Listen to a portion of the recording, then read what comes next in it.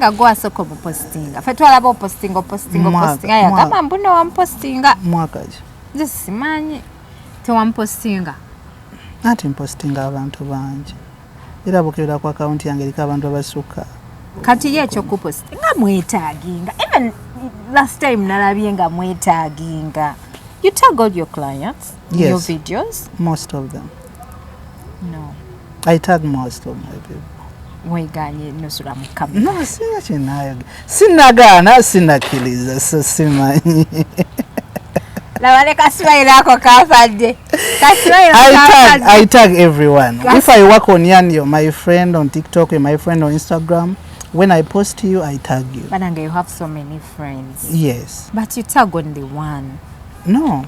Never kira post zange zisembe. I tagged all my clients. But when posting, I tag that person. So what do you have to say about this room surrounding about you and Nusurah Mulimula?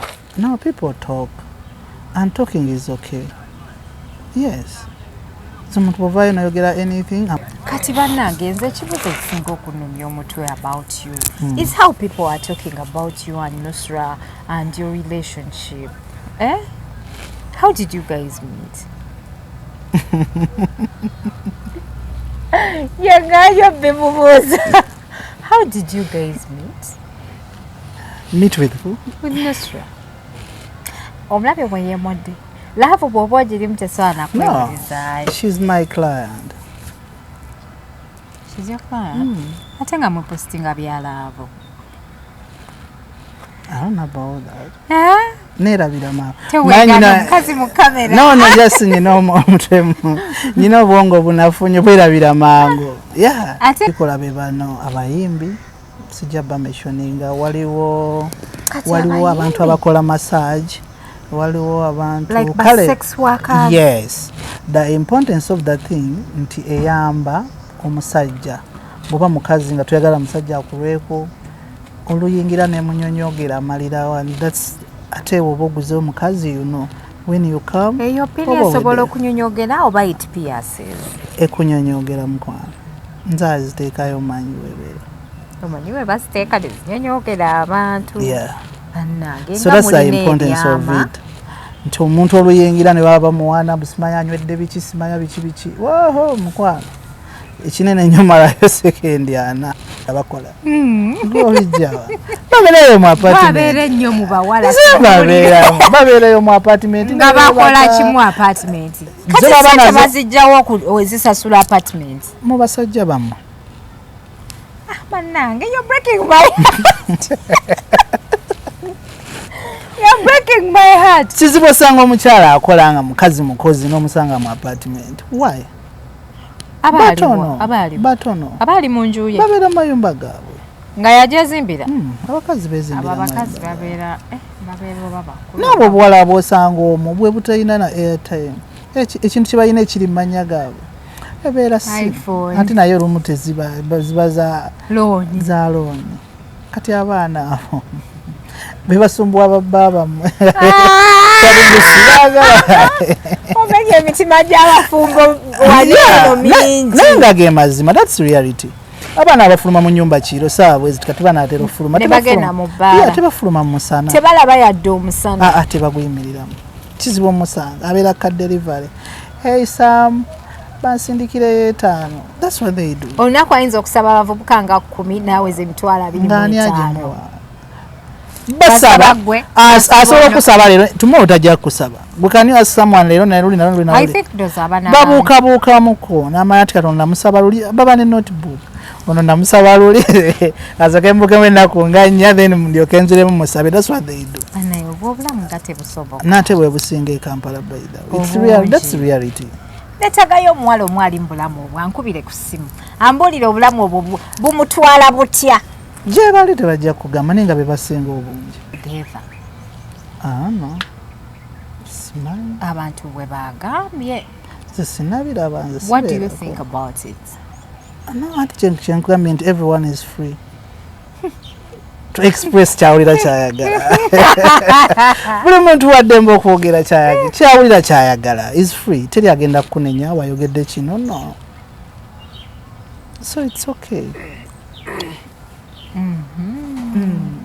omwana we yabadde ku live yenna ng'akuwaanakuwaanye mbu you have expensive hair mbwera biki tasaadde tinga gayi mwavu biki ate nga byonna bya explaining nga ndaba byebyo byoli n'ebiriwo nga mwe mbikunnyonnyodde abasajja bonna abasinga balina enviiri yours in particular si gwe Marvin Tatoo.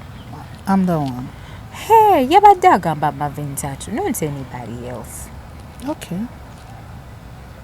Actually, I don't watch lives. Siraba lives abantu. I've never been on anyone's live. Tojja kunnemerera ojja kumbuulira amazima nteli. Ojja kumbuulira amazima.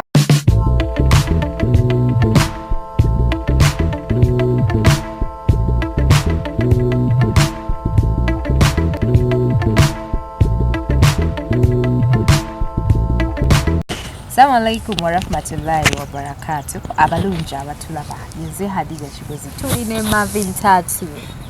Olunaku olwaleero bannaye mwebale kutulaba mwebale kusubscribing ebitingana ku Marvin Tatoo ono bingi tuli wano okubeera nga tubisunsula olunaku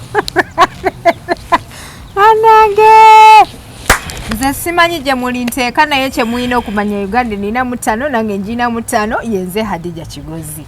Mwebale kutulaba mwebale kusubscribing oba oli mupya nyiga akagambako ka subscribe okubeera nga otulingako kujukiza nti emitwalo 15 gy'osiba ku ttaka lyo ku Sozo Property Consultants ettaka lyo tulitereka jangu ogula ettaka nsanyusa okulaba nange nsanyusa okulaba wow bannange ng'oyogera mpola oli very calm mbwente wenjogera yenjogerayo tusa kuba tulaba ku HK Media. Okay, abatulaba ku HK Media mbalamusiza amanya yenze Marvin Tatoo nkakolera ku Pioneer Mall. Bana yenze ndudde ebbanga nga mpulira Marvin Tatoo as following you on TikTok and Instagram nga ndaba okola piercing owumula abawala ndooza ba clients babasinga bawala. Era nze ndwawo okufuna client omusajja. Really? Yeah, abasinga bonna abakazi. Tebajja bakuba Tatoo abasajja at least. Ndwawo balaba. Bawala be basinga okujja. Mu lunaku nyinza ofunayo omusajja 0 oba mu wiiki nefuna abasajja nga 2 abasajja. Yeah. Manyi lwaki abawala bajja enviiri ezo zirabika ze zibaleeta. Ale ate enviiri baba bazagaza. Enviiri zirabika ze zibaleeta babagamba mbu abasajja abalina enviiri mbu they are very calm mbwera nti era barasita ku mutima. Era tubeera calm. Teri muntu asinga mu rasita kubeera calm. Kati omulimu guno wagutandika ddi Marvin? Omulimu guno nagutandika emyaka 4 emabega. Okay. Yeah. Kutandika profession. Wabisoma? Yeah, nabisoma. Ebya piercing and all those things. Nabisoma. Wali esomero ebibisomesa? Not really. Tiwaba somero restrict mbulisomesa bintu ebyo ibo inagenda ku muntu ali professional kati nganze nojja ne kusomesa. Kati goba wabiyigira ku mulala ali professional. Yeah, buli omu ayigira ku mane. Okay. That's amazing. Banageze singa okunumya omutwe is the way how you associate with those women kuba bannanga abakazi nga tebasoboka. How do you deal with that? Abakazi bangu bakola kuba abakazi. Yes, kati kanguye teri kintu kyankolako nga mukazi. Ekisooka abakazi sente tezibakalubira nnyo nga musajja. Musajja ajja mugamba sente yenyole naye omukazi ye muntu gw'ogamba sente bwaba yagadde bwaba asabye musalira kera asaba akantu katono nnyo nga tekakunyigiriza naye omusajja musobola otuula ku mmeeza almost 1 hour nga mukyateesa ku bya sente. So abasajja nedda tobakolako ndwawo era ne bwa inboxing ndwawo baddamu kuba mayi bagenda kunsumba bakusumbuwa busumbu. Kati bana abasajja abakanyama abalina Tatoo ani azibakuba bazibakubira waabwe mbajja ne tubakuba naye basumbuwa mu kati omuntu alina akanyama bebasinga okuba abanafu wentikamuza okubakuba bwekiri nze sirimu akasete kaba kaluubiriza.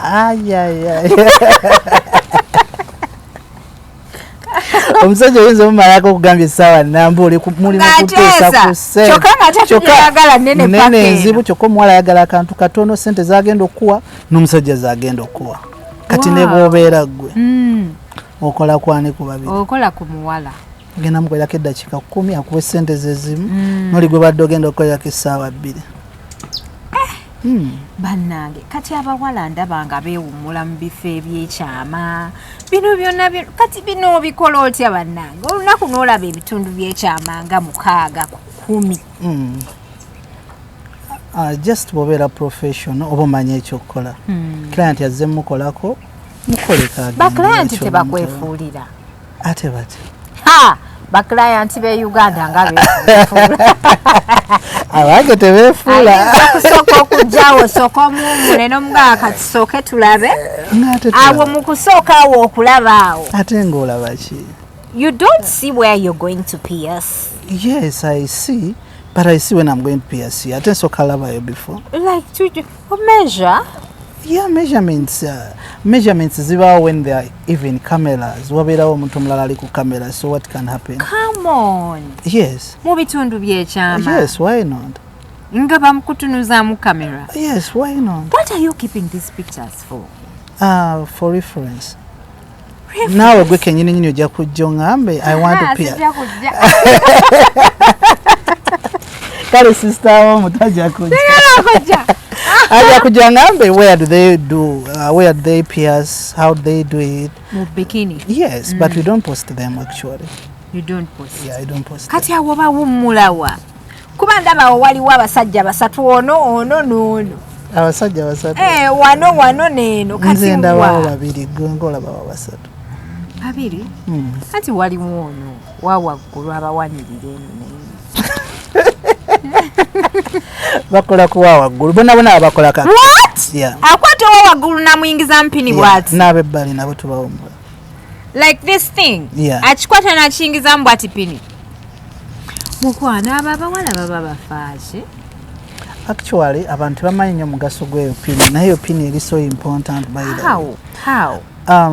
Naddala abantu basinga ogikola be bano abayimbi sijja bamentioninga waliwo abantu abakola massage waliwo abantu like sex workers. Yes, the importance of that thing nti eyamba omusajja bwoba mukazi nga tuyagala musajja akulweko oluyingira ne munyonyogera amalirawo and that's ate woba oguze omukazi when you come eyo pini esobola okunyonyogera oba it pierces ekunyonyogera mukwano nze aziteekayo manyi webere omanyi we basiteeka tezinyonyogera abantu. Yeah. Bannange so that's the importance of it nti omuntu oluyingira ne baba muwana busimanya anywedde biki simanya biki woho mukwano ekinene nnyo malayo sekendi ana ng'ovuddeyo. How big is that pin now? Just take a small pin break at it. Kanyonyogera. Nza kugamba mbimanyi. Wegala twala sakola kapini ako nayenze kakubulira ebigambo bino. Ako kapini sigenda kesi kambo. Era geto keetaaga. Nkugambye abantu abasinga okkeetaaga. Kati baba yimbi ba sex workers. No, sometimes abayimbi bebaka n'abantu bangi, you know that. Okola mu bayimbi naawe okimanyi. So they need it. Era abasinga baziino era sijja boogera.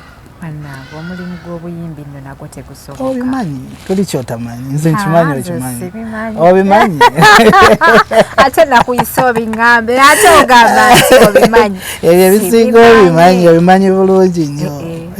Munne nze mbadde simanyi kale mbadde nga mpulira abazungu bagamba babikola nga simanyi nti naani Uganda babikolera ddala nnyo nawufu mbale ngambo kati mu bwongo bwange mbale ngambo oba for decoration naye banaye olaba katulututu kakuluma wali wansi and you feel a lot of pain. What about nga bakutaddemu eyo pin? Actually eyo pin ewona mangu ekinene nnyo eteekenga 2 days or 3 days. Trust me, I know what I'm talking about. 2 days? 2 good days. Omuntu aba awanyi. Afe mu busiraamu ebyo tetubikkiriza kubanga omusajja atalibba otakkiriza kulaba wansi. Era kati kyogamba bonna abaakakulaba babbaabo. Bonna bampowa nembadde kandesekere ate nawe tiri ebyensonga ndalamu. Kama yesigaliza ekitiibwa. Nedda nze mbaali mu kutereeza. Bannange kati olunaku n'olaba ebijjangu nene times 10. There is nothing bad about that. Wakimanyira olinganga musawo.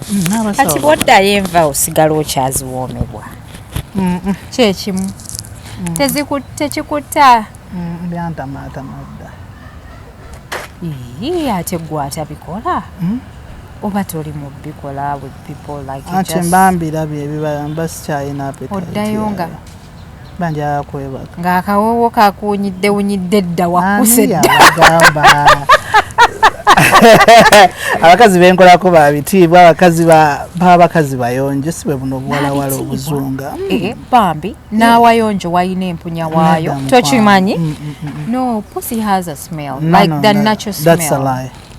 The natural pussy smell. Si yonono nti kagege simanyanga kennyanja. Sina kyempulira. I'm telling you about that. Ndeka sibiteekako attention. Njagala ikoteekayo attention naye mbale sina kyempulira. Teekako attention ojja kukakasa nti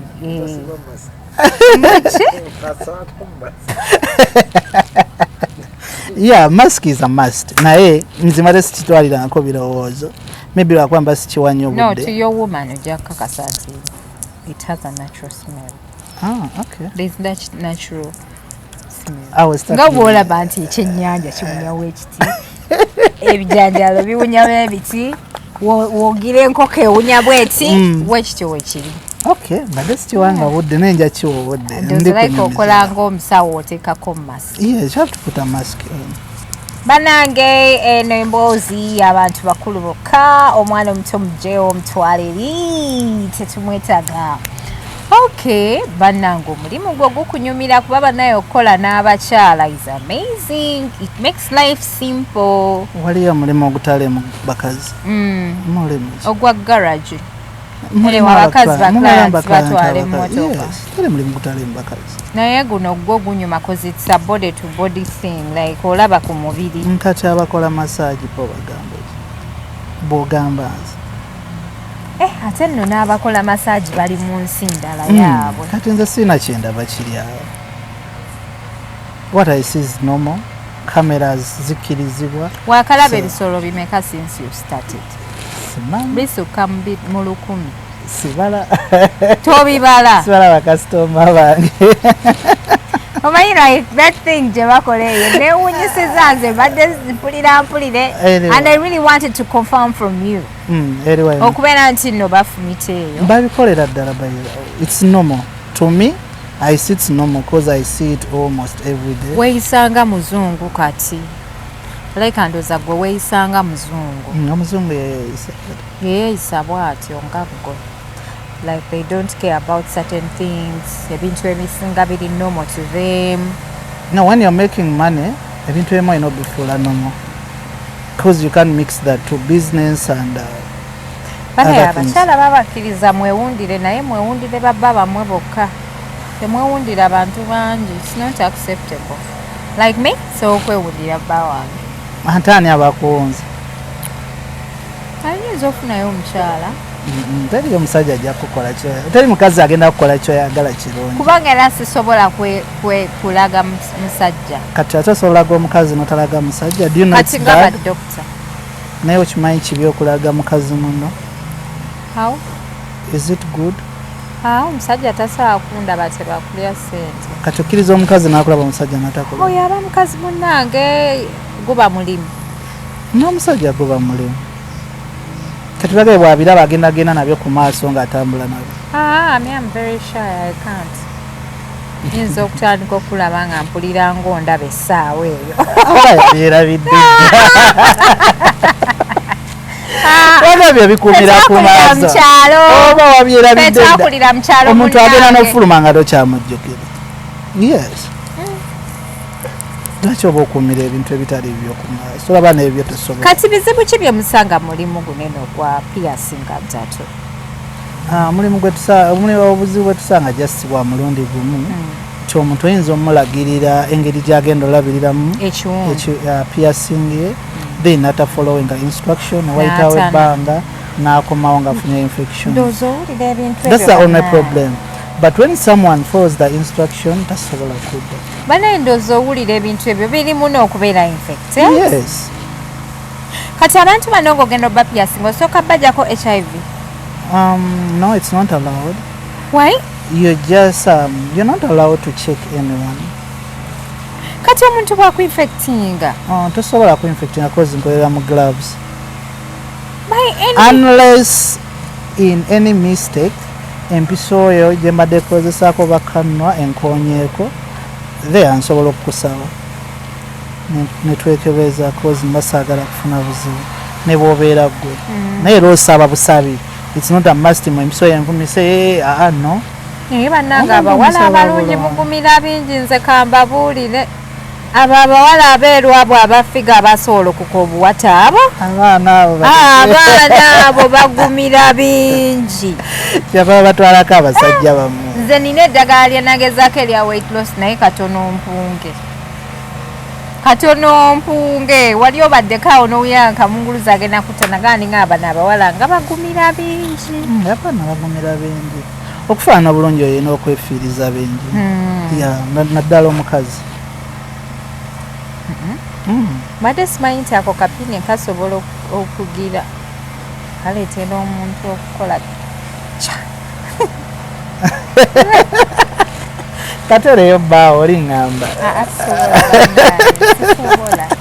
ajja kuŋŋamba okoze otya ate wakyalo nnyo kozi kale nsobola koma ku gundi kuwumula kundi. which is okay. Because you look sexy maybe ng'oyambadde mu nnyumba engoye. Ne bw'obeera ng'otambula mu bantu. Bwetyo tewali muntu ajajinga muntu akoze belly piercing. Buli muntu yenna ayina e Kampala kati like nga 70% abawala balina belly piercing. So it's now normal. Era teri muntu asobola gikulaba nayo kabe maama okuba abaana ndaba abasinga n'abazadde baabwe babaleeta ku dduuka. Nagamba mwana wange yalabye kino do it. Aleme kikolera mu nsi. Agenda okujjako bw'ati sharia n'ogamba Allahu Akbar. Maswali yalabala. Ng'omuwala alabika bulungi. Yes. No, that belly piercing for it, I advise anyone to do it. Siso anaji discouraging anyone. Yeah. Because it looks nice. Of course. Yeah. Ng'olina olubuto olutono. Ng'olina olubuto olutono. Tolina abaana kibuto kinene. Naye n'ab'ennene babikola. Okay. Naye ng'abatono be basinga olabika obulungi. Kati bannange nze ekibuzo ekisinga okunnumya omutwe about you is how people are talking about you and Nusurah and your relationship. How did you guys meet? Yangayo Bibuzabuza. How did you guys meet? Meet with who? With Nusurah. Omulabe bwe yemodde. Laavu bw'oba ogirimu tesobola nakwegiriza. No, she's my client. She's your client? Ate nga mwepostinga bya laavu. I don't know about that. Nerabira ma. Tewegana mukazi mu kamera. No, just nyina omutemu. Nyina obwongo bunafunye bwerabira mango. Yeah. Ate nga gwa soko bupostinga. Fe twalaba opostinga. Aya kama mbuno wampostinga. Mwakaje. Nze simanyi. Tewampostinga. Ati mpostinga abantu bangi. Era bukirira ku account yange eriko abantu abasuka. Kati ye ekyokupostinga mwetaaginga. Even last time nalabye nga mwetaaginga. You tag all your clients in your videos? Most of them. No. I tag most of my people. Weganye Nusurah mu kamera. No, sina kinayo. Sinagana, sinakiliza, so simanyi. Lawale kaswahili ako kafadde. I tag everyone. If I work on you're my friend on TikTok, you're my friend on Instagram. When I post you, I tag you. But you have so many friends. Yes. But you tag only one. No. Never kira post zange zisembe. I tagged all my clients. But when posting, I tag that person. So what do you have to say about this room surrounding about you and Nusurah? No, people talk. And talking is okay. Yes.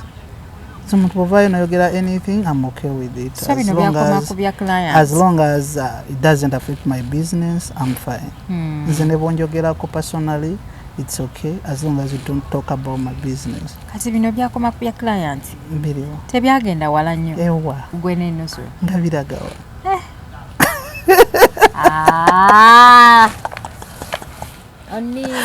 Sina kyenimba nze am an open person. Omuntu kyambuuza kyemudamu.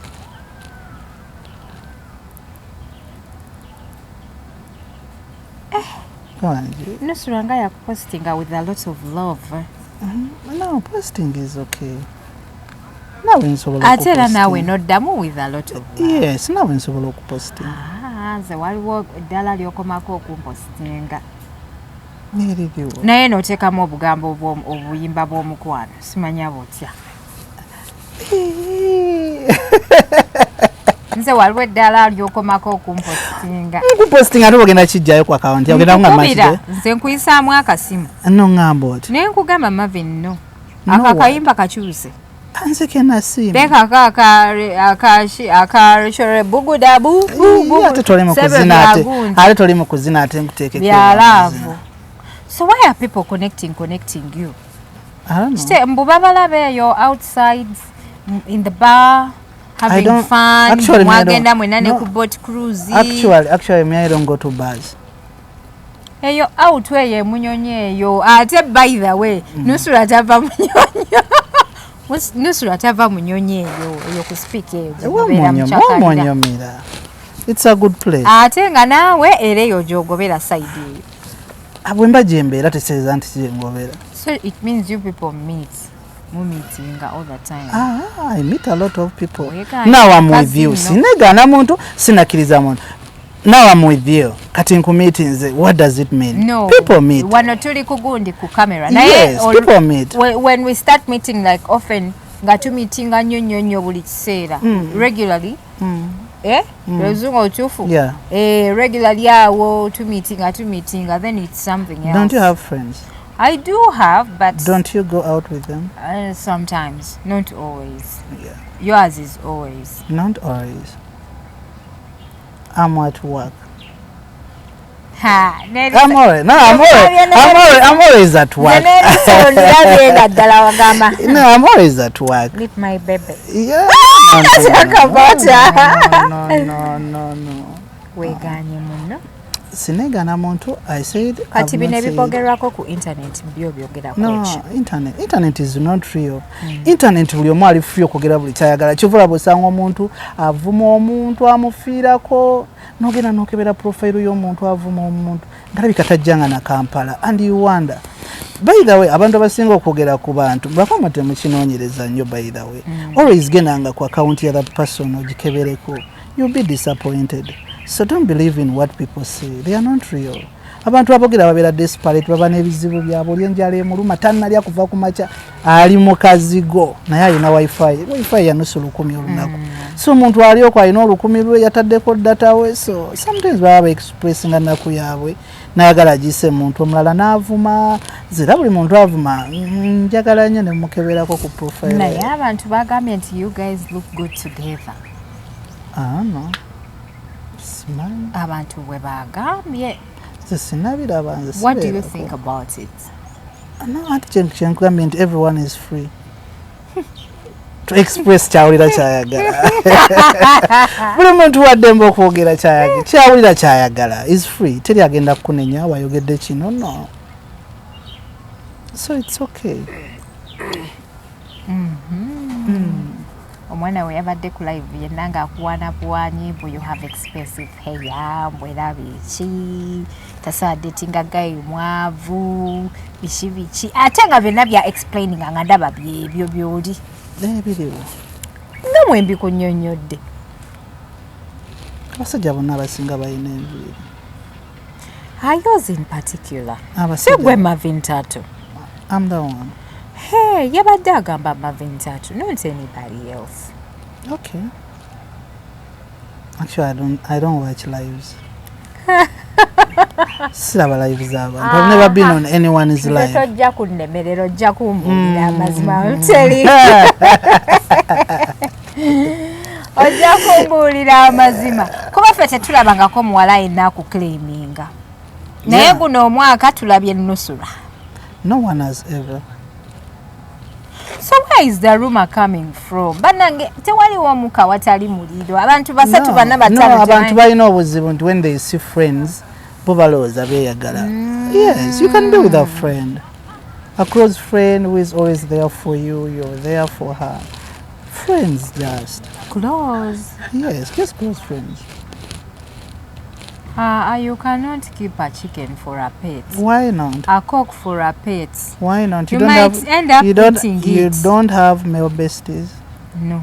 Bestie is a big word for me. You don't have one? Not bestie. Then get just one. Just a friend. A bestie. You cannot keep a cock for a You for can, a pet. and I have more than 5. You will end up eating it. No, I've never eaten my bestie. Because bestie and you put them here. Yes. And you end up what? Why do you do that to Why your friend? not? Then you're also becoming a problem. At your comment, you cannot keep a cock for a Don't pet. become a problem to your friend. If you eat your friend, you're becoming a problem to your friend.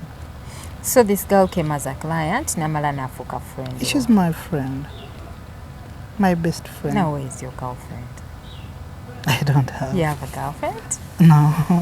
Why? I just don't have one. Why don't you have a girlfriend? You're very cute. No, we always get disappointed. Yeah.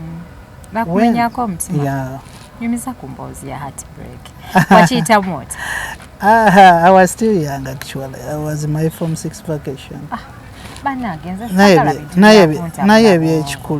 No one has. Senior 6 vacation? Yes. Kabyawala nyobade manyo. Sibyawala. Recent ngaho. Why not? Kumutima, you're human. No. Olaba nafa abakazi ngwanguli, they still break our hearts. I'm not serious. Mubakazi kibamenyesa omutima is one nzikambabulira amazima. Bera teryaje kibagamba nzinja bagamba amazima. Tugambe. Kunsi kuno buli mukazi afuna omusajja amwagala ebyaddala. That's right. Very serious. Nemu abakazi mubeera n'obuntu bamwe mulonda nzinjagala simanya amugagga, simanya nzinjagala munene, simanya njagala muwanvu, simanya njagala mumpi. That's the problem with you women. That's why you always end up heartbroken. Nenga mufuna abasajja abagala ebyaddala. Really? Yes, look at Baby and Bobby. Isn't a good example? Gwe senga wali gwe. By that time, like how Bobby was looking, how you couldn't be with that person. You couldn't be with that person. Don't sobola. Irogamba. Omusajja sijja musobola ono kamuleke. Nogena nobukira bali eri kivamu nga bamenye. Genda yo ne mundongo n'omulinda. Ati kye nkugambye nti mmwe temusobola. Abakazi be Kampala wano baagala gundi alina kino. That's the problem. Gundi simanya yambala gundi simanya yambala kati in the end love ngewedde. What will I have to keep? Ate wembera n'abagagga you keep them. Kubanga love etuuka neggwaawo naye waliwo ebyo ebibeera bibagatanga abantu. Sente. Osigala nazo.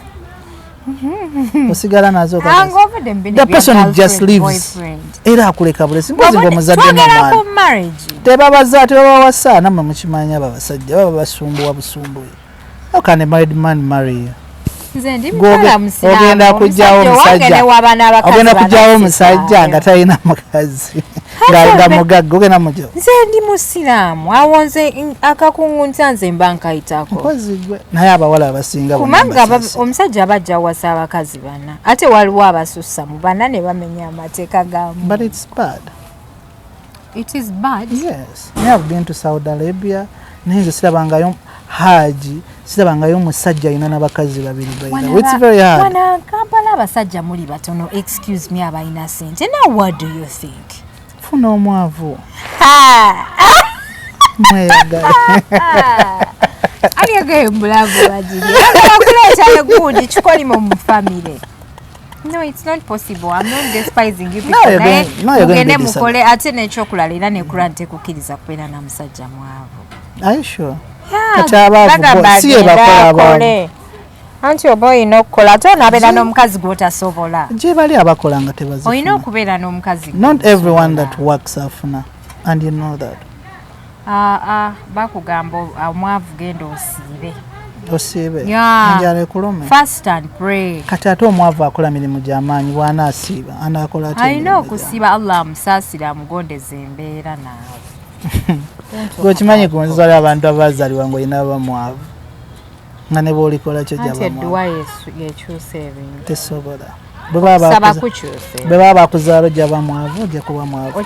Okusaba kukyusa obusungu bwa Katonda. Kukyusa ebintu bingi. Bw'ayinza okuba yakuwandiikira ekitabo n'akikyusa. N'akuwandiikiramu n'agamba omudu wange akaabye nnyo bambi obwavu tebujja mmunyumira kamuwenzi. Bujja muluma.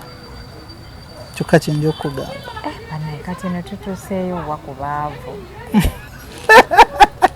Saagala abantu banfune bubi bambi naye omuntu omwavu tagumiikiriza. You guys should work. At least guy ne waba ng'alina omulimu ng'asobola oyingizaako apasi. Nga nayinza oba ayingiza.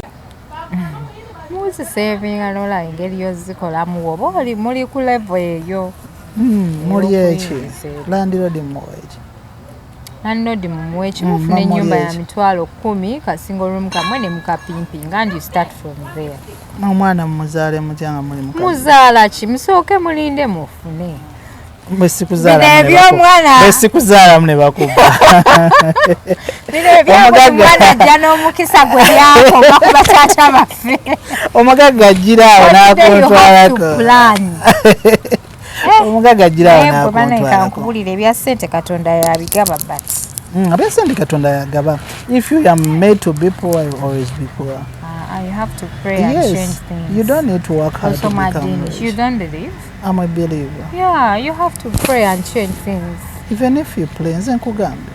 Praying, ebintu bikyukamu. Nze nkugamba out of experience. Kati abawala yeyo problem gye balina mbuno babamenya emitima kubanga baagala basajja bagagga. Yes, baagala mugagga takwagala. Abawala abasajja abagagga baba babaagalako ssente naye baba n'abantu be baagala nga bajja eri ssente bagagga ne basuwa. That's the problem with girls. Nti omuwala ajja afuna omugagga afune n'omwavu. Kati ki ekifunisa omugagga n'omwavu? Ate omugagga abeera tasawa mumala bino bintu. Biriwa? Kyoncho. Obyagaza ki? Omugagga aba bize. Aba ali bize kati nate wabeera naye. Dildo vamu ebyo va ku mwavu ali mu kukuba bisira. Well, dildo is shaitan. No. I'm telling you, Jim. It's not. It just helps you. There's a spiritual thing that there is nothing spiritual there. Ate abawala mve ku dildo. Amasannyalaze gajja bako. Tegali gajja kuba abaana baffe baleke. Kitwagala batomeza. Okutomera fazali obeera. Damubeeramu amajini mu ebyo ebintu. The moment you use it, you can't stop. You use that one. Ate lwaki oba ozunga n'abaavu bakuba ebisira. You see you also know. No. Nsaagala abantu. Nange olinga nange even me can date a poor girl. For what? Why? Wow. Yes, why? You can't date a poor girl. No. Kati gwoli musajja rich woman omwagaza ki? No, I don't need a rich woman tingena mujako sente. No, because I also have my money. So me, I don't need a rich woman for money. Just a busy way more obi wonye. Kuva ku muntu akubira yo busy mu njagala data. Oli busy oli ku client oli mukola nakubira amasimu mirundi 10. Ninga just yagala osaba data. 15. Mama mukazi wo batebwa prepare yes. Ebyo byonna mba manyi wabisootie zedda. Baba girlfriend. Esaawa eyo yaba mukazi. Abakyali girlfriend. Nakubira amasimu naye nga asaba kintu kimu data 15. I've not eaten. Why? Kumulimba batebamuwa. Ati bye nkugambye. Abawala abasinga oza bakola. Ng'olijjawa. Babeerayo mu apartment. Babeera nnyo mu bawala. Babeerayo mu apartment. Nga bakola ki mu apartment? Kati sente bazijjawo ozisasula apartment. Mu basajja bammwe. Bannange, you're breaking my heart. You're breaking my heart. Kizibu osanga omukyala akola nga mukazi mukozi n'omusanga mu apartment. Why? Batono. Abali mu nju ye. Babeera mu mayumba gaabwe. Nga yajezimbira. Abakazi bezimbira. Abakazi babeera baba. N'abo buwala abosanga omwo bwe butalina na airtime. Ekintu kye balina ekiri mu mannya gaabwe. Ebeera si. Ate naye olumu teziba za looni. Kati abaana abo. Bebasumbwa bababa mmwe. Omenya emitima gy'abafumbo walino mingi. Nenga ge mazima, that's reality. Abaana abafuluma mu nyumba kiro saabwe kati banaatera ofuluma. Tebagenda mu bbaala. Tebafuluma mu musana. Tebalaba yadde omusana. Tebagwimiriramu. Kizibu omusanga abeera ka delivery. Hey Sam, bansindikire 5. That's what they do. Olunaku ayinza okusaba abavubuka nga 10 naaweza emitwalo 25. Basaba asobola okusaba leero tomorrow tajja kusaba bukani wa someone leero I think those abana babuukabuukamuko n'amala ati Katonda musaba luli baba ne notebook ono namusaba lulire asake mbukemu ennaku nga nnya then ndyoke nziremu musabe. That's what they do. Obulamu nga tebusoboka. Nate bwe businga e Kampala by the way. It's real. That's reality. Netagayo omuwala omwali mu bulamu obwo ankubire ku ssimu ambuulire obulamu obwo bumutwala butya. Gye bali tebajja kugamba naye nga be basinga obungi. Nga gwolabaawo omuwala ng'olowooza nti bannayo omuwala ow'ekitiibwa kumbe abeereyo n'asabiriza abantu abeera omwo n'asaba ono n'asaba ono n'asaba ono n'asaba ono ate baba batukula era bakambwa abo be bayomba okukamala obwo bwe babeera ku social media nga bayomba tuzasanga muntu ategerekeka osogenda ku posti y'omuntu n'oyomba nga you're not even connected to that person era bw'obisanga ng'oya ojja wuliriza you scroll gendo you can like but you can't comment. But whenever you see someone commenting, those are people. They're just seeking for attention. Yes, nze toyinza kungamba nti nze oyinza osanga komenti yange wantu wonna nga nvuma omuntu. Why would I? Why? It's a question. Obusungu balina bungi. Obusungu mbambo jeewo. Sikumanyi tomanyi nenzira ku post yo nenvuma. Why? Nebwe nsaba omuntu nga bamuvuma nsobola owuliriza then I scroll. Ate binkwatako.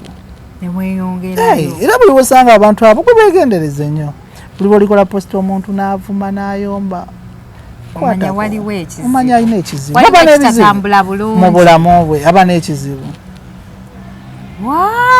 True, nze nkubuulira nzi gwe nkuwadde example gwe osobola ogenda ku posti y'omuntu n'omuvuma. Thank you. Kati buli wosanga omuntu yenna ng'avuma omuntu tomuvuma back muleke abakakanye obusungu bwaba bukakanyiriza ku gwe. For the very first time abantu bakuyisizaamu eggaali you and Nusurah oba babadde kiki bategeeza simanyi kye babadde bategeeza wabirabye mbiraba. What did you say about them? What did I say about them? Nothing. Nze sivuma muntu toyinza kusanga posti yange nvuma omuntu. You just keep quiet. Tusobola kunsanga nzira mwekubirako eyo ne Nusurah ne mugamba nange omulabye wanvumira era namukubirako ne mugamba namugamba naye gwe bino abimanyira nze sabimanyira tebanvuma. It's my first time actually sikirabanga nako because nze no one has ever attacked me in my life. I'm so it sorry. was my first time and it was good. It was a good experience. How did it feel? It feels good. Because omanya people who like you, people who don't like you. You know, when you have a problem, that's when you know this person likes me, this person doesn't like me. Ono bulijans nesese zaako. There are even my friends one gwe nali nakamala okukolako the following day. Ate nga mukoleddeko nabwere by the way. Social media ya abakazi abama abayita aba tiktokers. So nali mukoleddeko nabwerere. I swear nga tiwanaita even 3 days. Nga yajja nansaba ne mukolerako bwereere. Nena yonkebere mba TikTok abonye mamanye nti yoyo wamalo nja kuba mulaba nentunula nengamba nawe what can I say to this person tewali kyena mugamba by the way samudamu wali omukozeko kikasike nga ne namba yenjina mu simu yange some inbox nga mugamba nti why did you do this, why did you, I didn't. Zana sirika busengamba now which kind of person is this? Chikuyamba buyambe kumanya abantu in this world. So it's not bad actually. I didn't take it bad. Just newonya ngamba this is how people are. Hey, Uganda you can even help a person. Uganda. Yeah, because me have never been in such.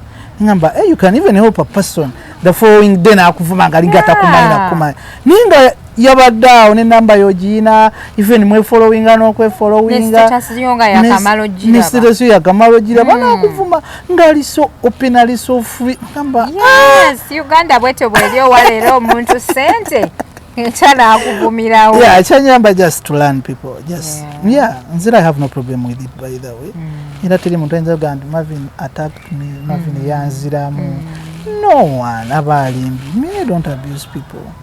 I grew up from a humble family. Why would I abuse people? No, I don't. Marvin, how old are you now? Now let me tell you this. Ebintu by'emyaka. Omuntu abakulimbye no. Someone will tell you what you want here. Tajja kugamba mazima. Yes, tajja kugamba mazima. So me I don't advise even someone to ask someone's age. Okujja kunga gambe show me my national ID.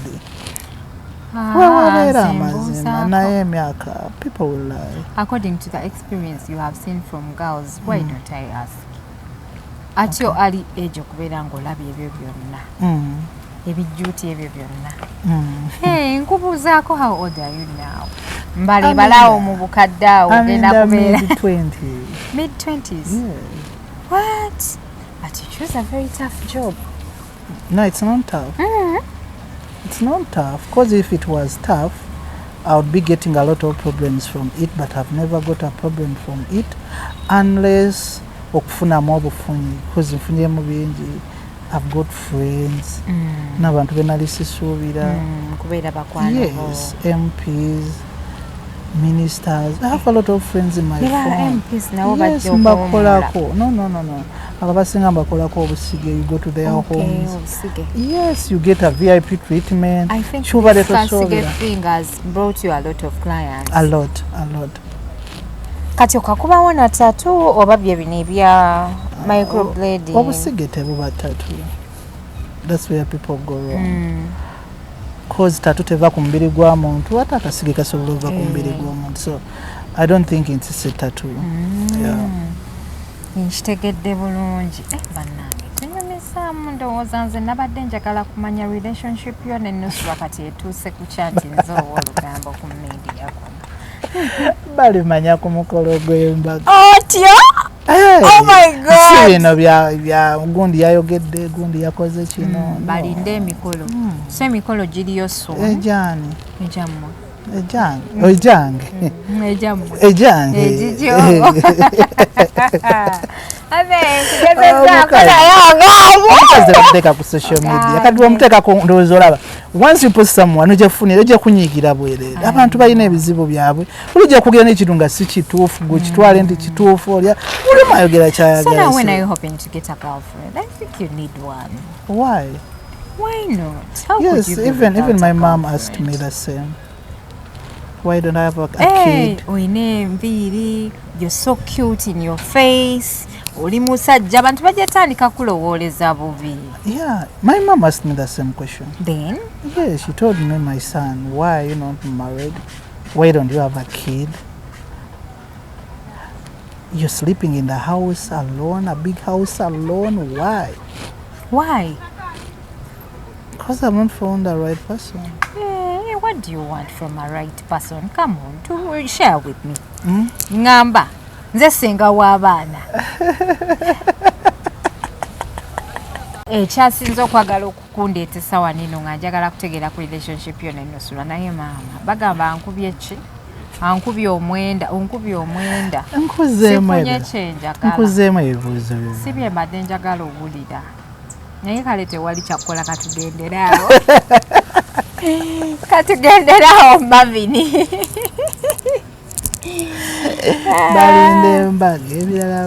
Balinde embaga ebirala babireke. Nsuubira owasa. Osuubira owasa guno omwaka? Mu myaka 10. 10? From now?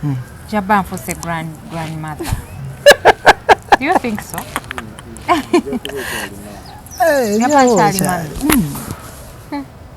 So teweeraliikirira ojja kugulawo. Naye nja kuba sikyali mugundi mu mawulire nja kujja buzitwate nti. Nja kuwa kaati. Inshallah. Emyaka 10 giri wala bannange naye kale katulinde tusabe bulamu bwokka. Bwe bale kunkyalira. Yadde ng'onnindisizza nnyo naye munnange. Bansonyiwa bannaye mbadde busy. Badde nnina okulinda. Era nakati nzirayo. Era oddayo ku mulimu. Nze nkola buli lunaku. You work so hard. Olina video gye wataddeyo ng'okuba girlfriend wa Jeff Tatoo. Yeah? Abantu nendaba mu comment section buli omu ng'akomentinga ku ngalo zo ne hina ali ku ngalo. How do you feel about it? Abasajja kati namwe mwesiga hina? Almost abasajja abasinga lwakuba mutembalaba. Hey! Mwesigako hina ku ngalo? Yeah, but me, I do it on purpose. Yes. Nti nze nkolamu ink. Engalo zange bidakika zibaamu ink, so ojakera ku macho ndabe engalo zijjudde ink ogamba omusajja nebaza okwogera ku ekyo. Nebaza mangu. Abantu tebanditegedde ensonga lwaki weesiiga hina. No, it happens because of ngeri gy'okola mu ink. Nze nkolamu ink. So ojakera ku macha client ajje akwateko bogenda mukolako atunulire engalo zijjudde ink agenda kubeera scared agambe the person who's going to work on me is dirty naye nga it's not true just because obadde okutema ink ate ink ne bonaaba mu ngalo tajja kuviirako awo olina mukuutako so that's why me I do it me I don't do it because of anything for fun no, it doesn't make you uncomfortable bw'otambula eyo mbasajja banno nga bagenda kunsanga wanze sitambula like you don't go for dates togendako eyo date with who with your friends ogambye mutambulako ne bakwano bone Nusurah ye munyonyo I have a friend I don't have friends so I take long to go out. I'm always at work. Like parties? No, I don't go to parties. Never want Peter to party. No, never want Peter to party. You will never see me there. Oh yeah. Tebakwita ko ku parties. Never want Peter. I don't come. Why? Me a man Indo person. If I'm not at my work, I'm at my home. Choka tengobeera yo wekka ng'oneeraliikiriza. Yeah, I always be there alone. Wow. Anyways, making some research banganya okujajinga abantu buno okubasalira omusango wano ku media bagambye mbu I judge people. You can judge me. I can't judge you. Why should I? It's okay. Nabirakedda me anyone who talks is allowed. Nze sigana muntu yenna ayogera simunenya lwaki ayogera simuddamu. I just leave that person because akyogera to be happy. Soma njala bere happy. Naye bannange ofunye ssente ku myaka emito Marvin kankubuulire. Banno bali eyo mu struggle ensi ebawuubye. Ensi ebawuubye bambi. Tebamanyi kye baagala tuvaabo ngambe lwaki embeera nzeka why would I kati esawa eno newe kugamba nti oba this evening tugendeko somewhere we sit and eat something you don't go. I don't go out. First of all nze sinywa mwenge sinywa njaga sinywa sigara I don't take anything. Now you're going to take me out I'm going to boil you. That's one thing. Abantu bangi bagenda nnyo tiogenda kunywa yenkanawa kakopo wekati. Yes on and you go back mugenda kunyumya biki lwaki tunyumya ate ofune byona njogerako. I know. Oli mutuufu nnyo. Associating nnyo n'abantu bafuna bye bakwogerako. Nze let someone a garment in ekifaananyi ne Marvin I will give you 1M. Wow. Yes. A garment nze nina ekifaananyi nga ndinayo. Where? Why? Wow. I don't. Nepulira bamutu nga posting ekifaananyi you just post a pic. Not me. Yes. But now, Marvin, your life is really very yes, personal. even if a client comes at work, Nanga Marvin, I want a pic with you. No. I don't take pictures. I don't take pictures with people. Wow. Yes. It's amazing. I better start that. Kuba muntu wakulaba n'ekifaananyi talina bw'agenda kwegaana muntu ng'agambye mbu onaakola kino onaakola kugamba oyo mumanyi mukwano gwange tuvudde walasya n'ebifaananyi bibino katugenda mulaga byogera bituufu ogenda mulaga kyekya tewali. Thank you for coming. Sibula ku bantu abali ku HK Media nyumizaamuko naawe. It's a pleasure. Abantu abali ku HK Media nsanyusa obbabuuzaako n'okubeerako nammwe. Yeah. Thank you very much. Bannange abatulaba ono ye Marvin Tatoo mbadde mulabeyo ku TikTok abantu nga bamwogerako nti bawa Nusurah olwaleero amazima mugategedde mulinde embaga mu myaka 10 mujja kulaba mukyala w'omutuufu nze munnange nzeebye bangamba bye ngenda nabyo abadde atidde mu myaka 10 mujjala mukyala we omutuufu mulekeraawo obwolokoso tandaba kuvaayo ku claiminga muntu yenna era bayombera bwerere mumuvumira mwerere bannange. I have no problem with anyone. Yes. Kale banaye mwebale kutulaba mwebale kusubscribe nga nze Hadija Kigozi. Assalamu alaikum.